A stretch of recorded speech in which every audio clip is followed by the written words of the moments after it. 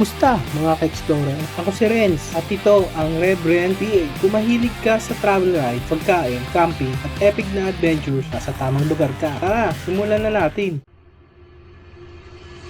Traffic pala. Mula Calamba, sumabak kami sa mabigat na traffic papuntang Lipa. Saturday kasi, kaya asahan na ang siksikan sa kalsada. Pero pagkalapas ng Lipa, biglang gumaan ang biyahe.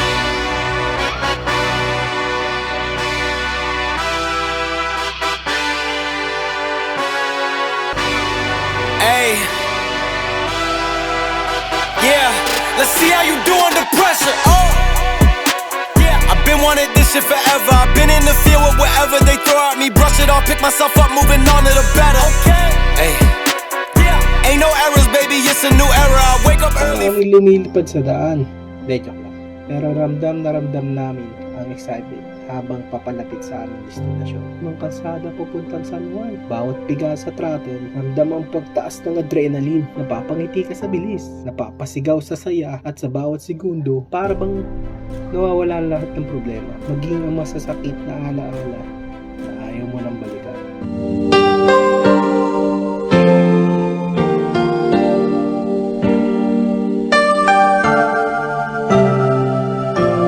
Charot, malapit na kami sa destinasyon, pero bago makarating, may pagsubok muna kaming haharapin.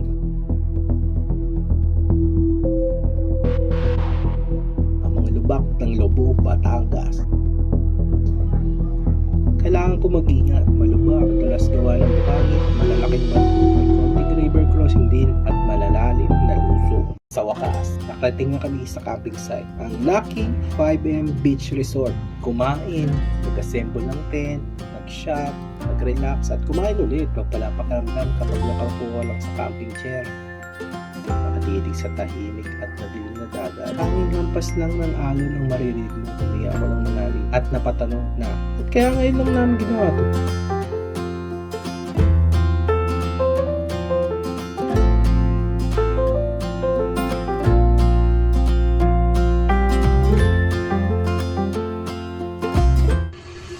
Umaga, gising ka hindi lang sa ingay ng katabi mo sa tent, sa liwanag pala ng araw, at sa malakas na hampas ng ating sasabayan ng joke, drone, at bluetooth speaker. Ano ba yan? Pero sa totoo lang, ang sarap pa rin ng gising sa umaga. Grabe rin, ang daming nagka-camping sa mga katabing resorts. Let me tell you this, let me tell you right now, your exquisite kiss still burning. Didn't know I missed this passion in life. Now I'm addicted somehow. Let me tell you what is up with your smile? It's impossible, not melting, irresistible. When I look through your eyes, not even sky's the limit. I used to be satisfied, stayed over the surface. Now I just can't get enough.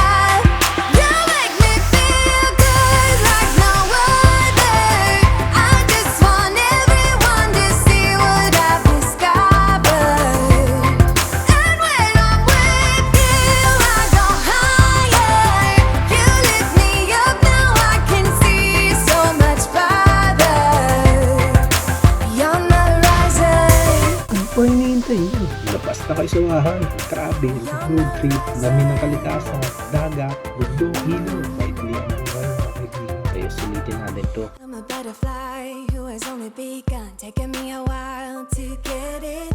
Had to live and cry to appreciate life, and what you give is worth. Hanggang sa muli mga kaibigan.